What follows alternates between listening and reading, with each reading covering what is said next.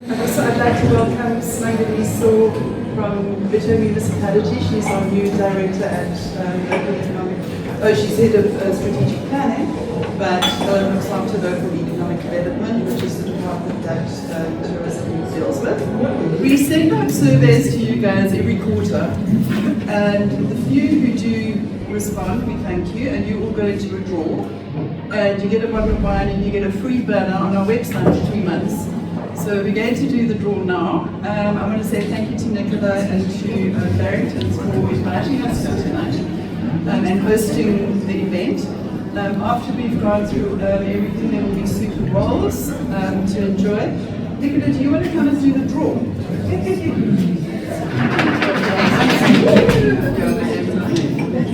Yeah, 5 seconds. You get the drum roll. I did. Thank you. Yes, okay. Good.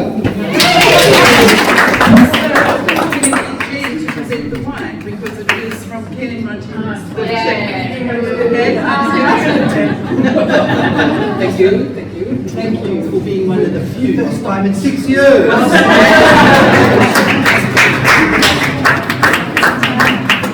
I did want to say, let me speak to Tandy, who is our membership manager. Tandy's here. So I'm going to hand over to Lucy now. Thanks, Liz. Sure, great. Thank you. Thanks, and welcome again, everybody. I had a long list of welcomes, but I'm very delighted that you've covered most of them. I think last time I stood in front of a lot of you, I offered to do a small dance. I'm really glad that none of you took me up on it. That was at the AGM, things have changed.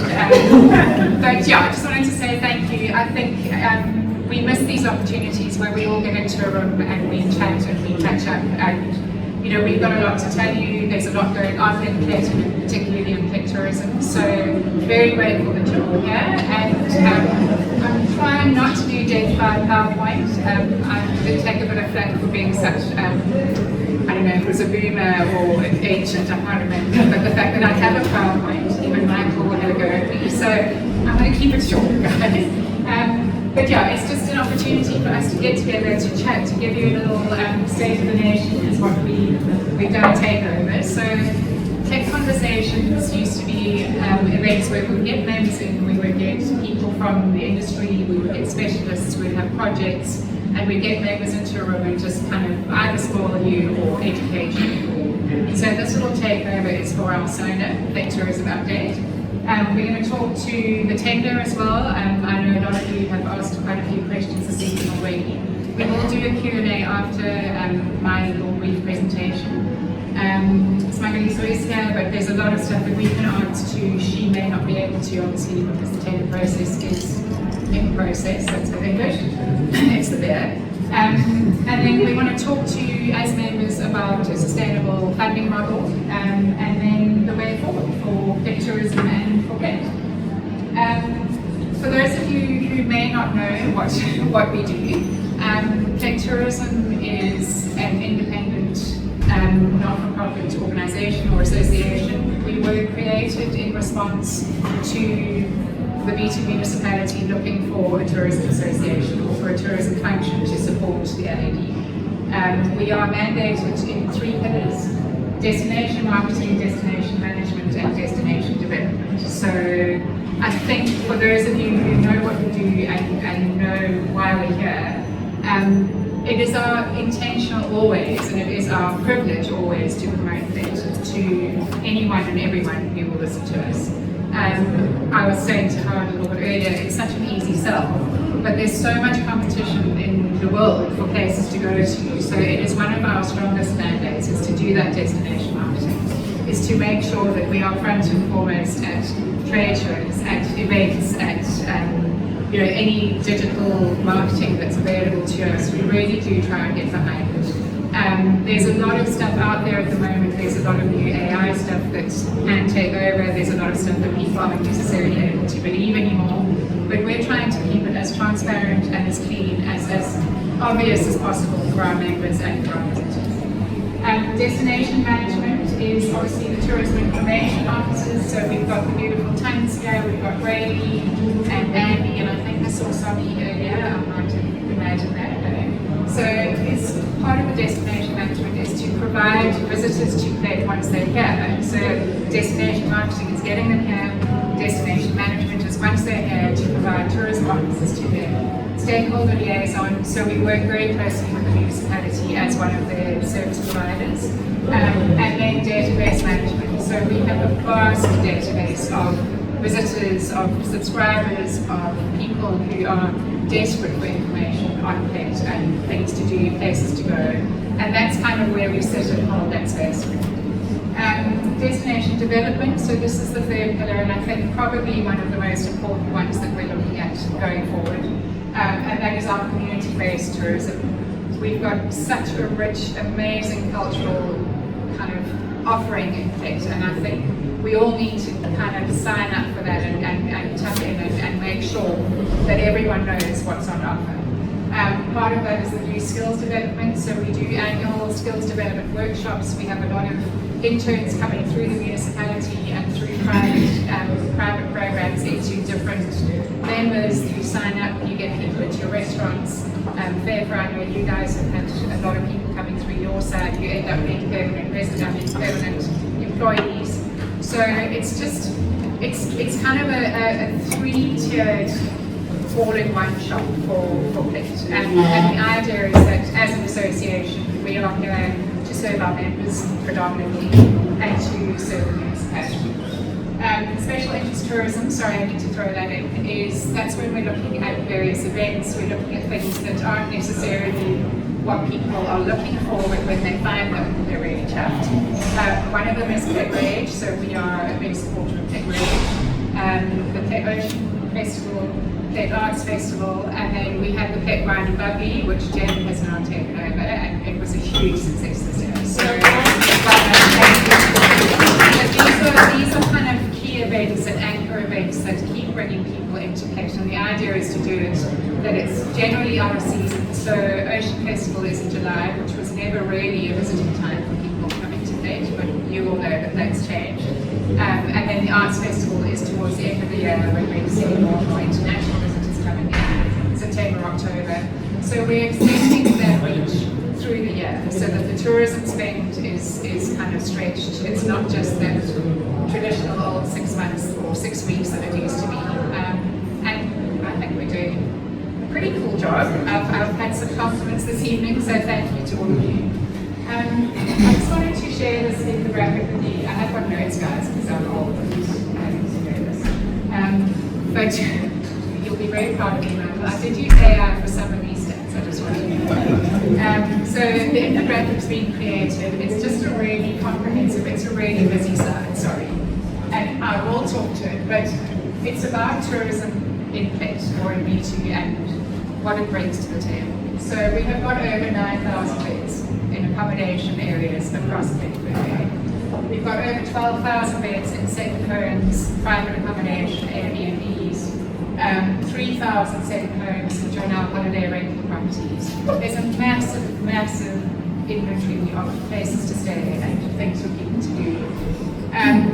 The inventory itself, we've got 211 official accommodation establishments, 70 restaurants, I think it's actually more, and I did a count the other day. I don't know if any of you read the Times magazine, but there's a very cool little index at the back with all the restaurants, all the service providers, and it's a free offering from them. So if any of you are ever approached by one of these, throw a little bit of money her way. But I sat with mates the other day because we're coffee snobs, and we counted 42 coffee shops in Plett. Wow. Okay, I mean it's just insane, but not necessarily standalone, but places where you can go for a really good coffee. This is one of them, just next to one room. 144 activities, and I mean these range from Segway tours, they range from hiring an electric bike, from going on a sail boat. I've never quite understood the sail diving, but it's very, very popular and people do it despite all the negative press that the poor seals are getting. Amazing ocean boat adventures, and then the accommodation. There's so much to do in there. And you all know this, I'm just literally really excited. With the estimated direct tourism jobs, we're looking at between 4,000 and 6,000 jobs in Plett that are directly impacted or related to tourism. if we look at all the spillover into fuel, retail, services, shops, it's anything between 6,000 and 10,000. So it's a massive, massive industry for us, and it's something that none of us take lightly. I think we are extremely grateful for the influx of people that come into our town and support us. But it's really important to know that it is one of B2's largest economic drivers. So it's something that as a community and as members, we really need to rally together and make sure that we secure that going forward. A little bit about our 10 years of tourism and tourism budgets. So I just wanted to show how we've come through and what we're working with. And a lot of this will come out when we talk about the tender, when we talk about the private funding.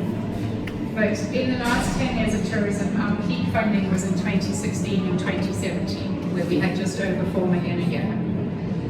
It obviously reduced during COVID, and amazingly we kept the doors open, and I think all of you were really lucky to benefit from not just us obviously, but from what the rest of the company went. Current funding is sitting at 3.3 million a year. And I wanted to show you this because there's a lot of talk about transparency and a lot of kind of questioning about what is the money, what do you do with it, where is it from? And it's always quite tricky to show an exact return on investment. But it's important to know that this is the charge that we get down from the municipality. We are funded primarily from the grant that we get from B2. And it comes down in kind of an annual, what's the word guys, that right there? A tranche. So currently the funding structure has changed slightly. So we were traditionally paid upfront for the years ahead. We're currently sitting in a place where we are being paid in arrears for the work that we're doing. So it's just making things a little bit trickier for us than it has been in the past, but we are keeping the doors open and we're doing what we need to do and getting that support from you. So thank you for that.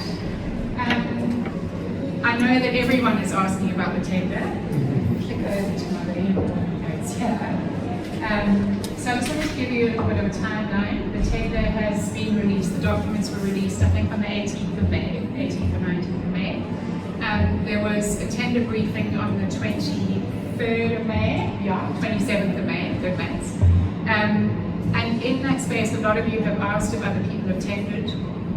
There were other people in the briefing. We're not sure what entities there are. We're not sure who we're up against. But everyone has a right to market this beautiful town. So we are supporting whoever goes in, and we'll just put our tender in and hope for the best, I think is what we can do. The timeline's pretty tight. Our SLA with the municipality ends on the 30th of June, as Sid said, so we have got not too many days to go. The tender needs to be in on the 19th, which is next Friday, so we are working really hard to put forward something that is sustainable and that is going to support you as members and obviously our beautiful town. And then the incumbent will be announced on the 1st of July. So that's the timeline that we've received. It's pretty tight. There's a 24-hour gap between our SLA ending and then the tender being awarded. So we are very hopeful, we are very optimistic. We have amazing strategies in place. Once we know what's coming, we will be able to introduce you all to what our thinking is and how we're moving forward, I think is the only way to put it.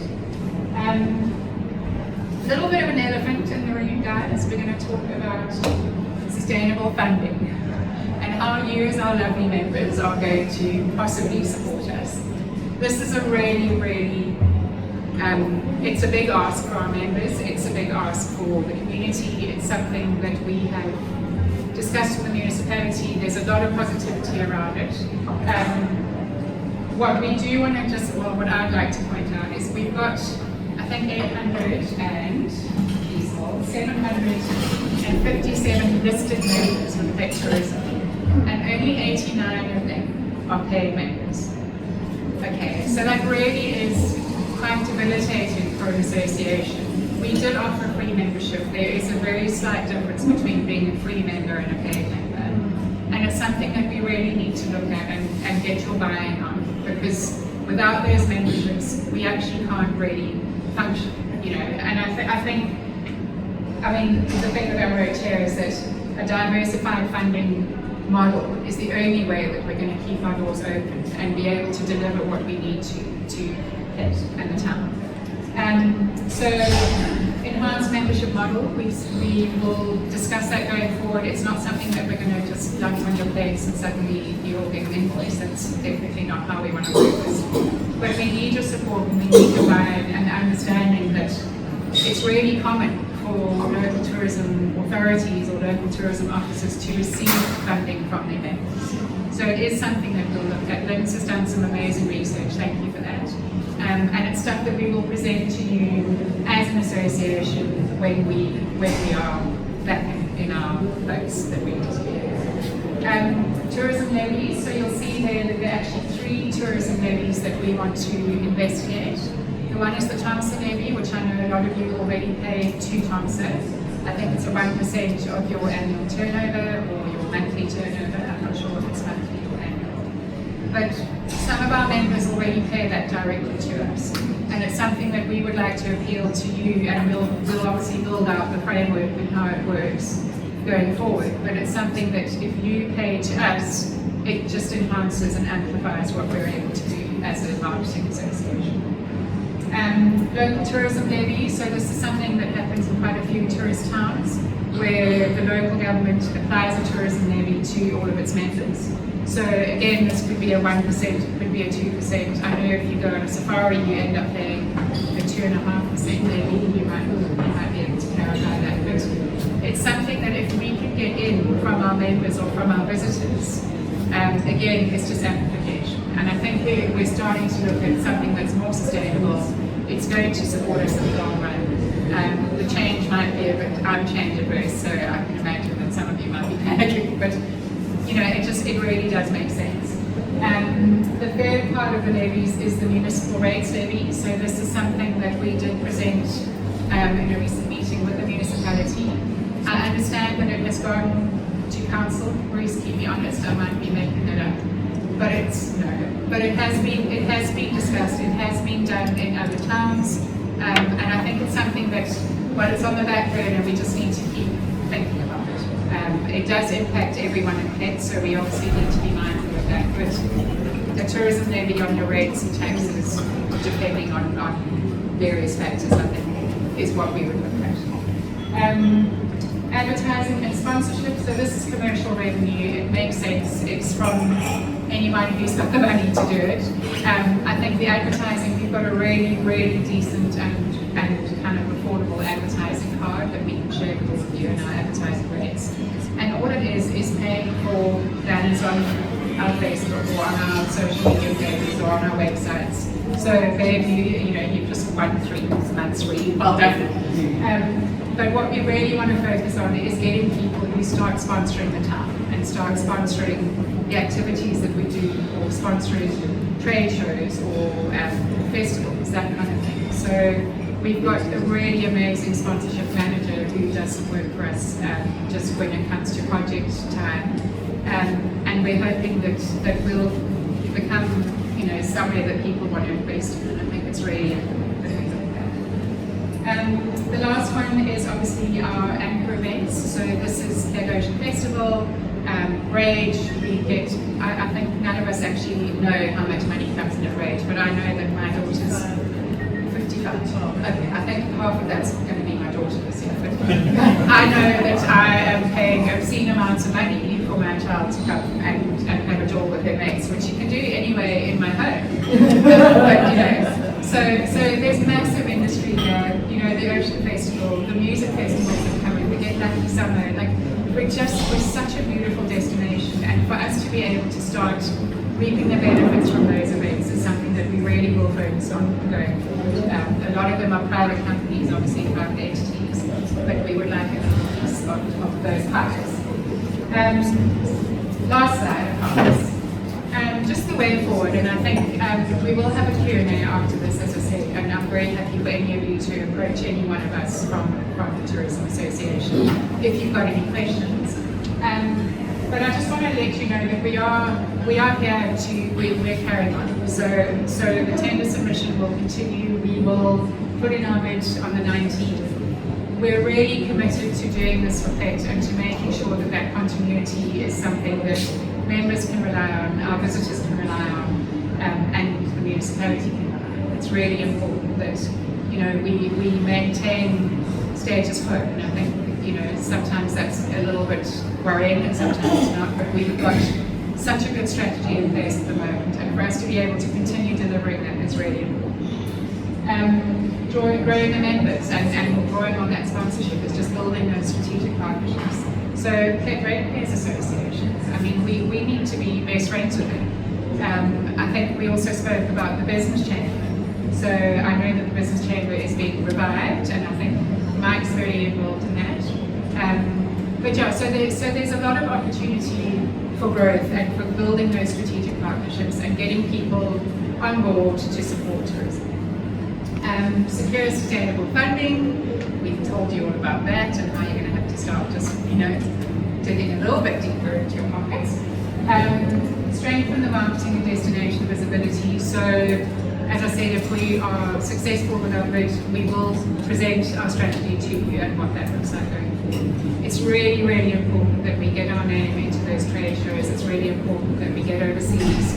We had a fantastic trip to Cape Town with Cape Town in April.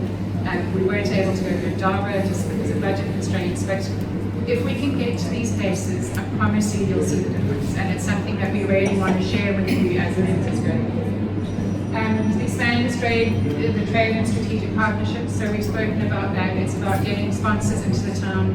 I know Sapphire was a sponsor at one stage for something in the Main Street, I don't know if they still are. But it's getting those names and those brands connected with Plett and making sure that those partnerships are long standing and have that kind of continuity. Drive year-round tourism growth. It's just what we have to do, and I think all of us have just never mind the opportunity, but we have a commitment to Plett, and we need to make that commitment to Plett so that we keep the doors open for everyone throughout the year.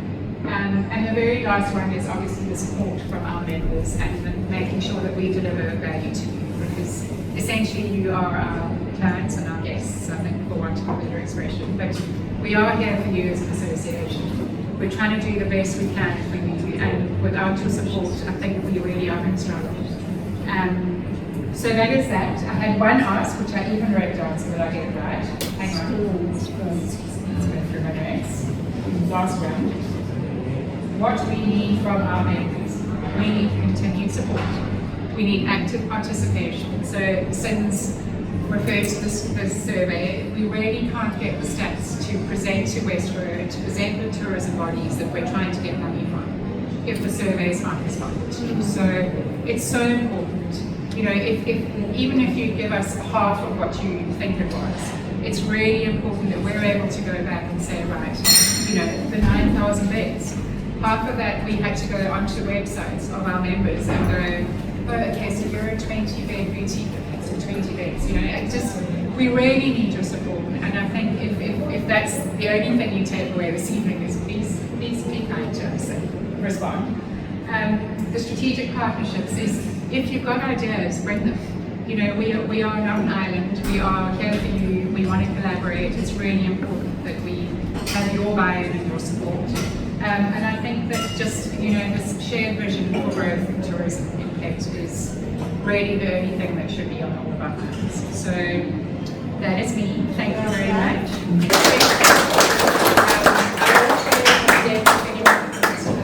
But yeah, open for questions. We're going to have some secret roles just now, but anyone got anything to ask? I might defer it, but I'm happy to facilitate. So I just want to make a comment. The budgets are really important because our budgets have been shrinking, which means the work is shrinking as well. And to maintain what we have right now and to grow it, the budgets have to go up. We've had, taking only the municipal grant over 3 years, 3.3 per year. They cost excavations within that 3-year period. So every year in the last 3 years, our available funds to do the work has become less. We need to grow the funds if we want to continue with the growth that we need, and especially during this middle year period, March to October. We only spend our budgets during March and October to get people. Well, I mean, of course we spend other stuff, overseas, but minimal, to just get away from that seasonal peak so that throughout the year people can exist. So the budgets, shrinking budgets mean shrinking people coming to town. The more budget, the more we can reach, the more we can get to keep here. And not even huge amounts of increases make an enormous impact on our reach, awareness, and the work we can do. We already work on tight budgets. Our festival budgets are 175,000 for Ocean Festival. It's a 10-day festival. That's less than the Plett would spend on a youth day function. We stretch our budgets, we work really hard. Our media people are a machine. They work way below market rates and deliver 24/7. And are in touch with everything all the time that's going on. And our biggest challenge, we've got the knowledge, we've got experience, we've got a lot of experience. We've got fantastic members who input all the time. We've got the people to do the work. We know where we want to go. We don't have the funds to go where we want to go. So it needs to be thought about and it needs to be fixed. Because it's going to impact all of your businesses. Any questions? Go direct into it. Well, that's that, everyone. Thank you so much. As I said, it's so nice to have everyone out. This was a paid conversation, so this means it's a member conversation. We're all around for the evening if there's anyone who wants to ask anything else. But otherwise, have fun. There will be soup served now with a little snacky snack. So enjoy that. Finish the beers that are on the tables. I think it's perfectly acceptable to drink table drinks. And yeah, enjoy the rest of your evening. Thank you, everyone.